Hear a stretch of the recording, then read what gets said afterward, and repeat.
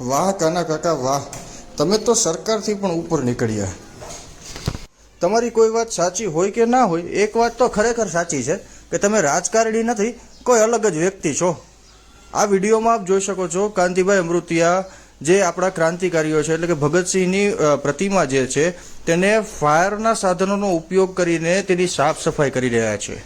સરકારનો પરિપત્ર છે કે ફાયરના સાધનોનો ઉપયોગ ફાયરની ઘટના સિવાય થઈ શકે નહીં, પરંતુ કાંતિભાઈ અમૃતિયાને તો સરકારના પરિપત્રનું પણ ઉલ્લંઘન કર્યું હોય તેઓ સરકારથી પણ ઉપર હોય તે રીતે વર્તન કરી રહ્યા છે। કાંતિભાઈ અમૃતિયા પોતે જ ફાયરના સાધનોનો ઉપયોગ કરીને જે ભગતસિંહની પ્રતિમા છે તેની સાફ સફાઈ કરી રહ્યા છે, તો આ શું ગણી શકાય? શું કહેવું છે આપનું?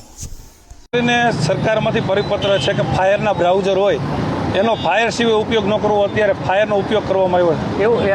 એવું ન હોય, જરૂર પડે બધે ઉપયોગ કરવાનો હોય। વાહન જે લીધા હોય ને એ પ્રજાના પૈસાના છે, પ્રજાના પૈસા, પ્રજાએ ટેક્સ ભર્યો હોય, જ્યાં જરૂર પડે અહીંયા ફાયરનું કામ હોય તો ફાયરમાં કરે, ફાયર પછી જરૂર પડ્યું હોય તો સફાઈમાંય કામ કરે, રોડ ધોવામાંય કામ કરે અને કોર્પોરેશનના વાહન ધોવામાંય કામ કરે। સ્વચ્છતાને લોકો માટે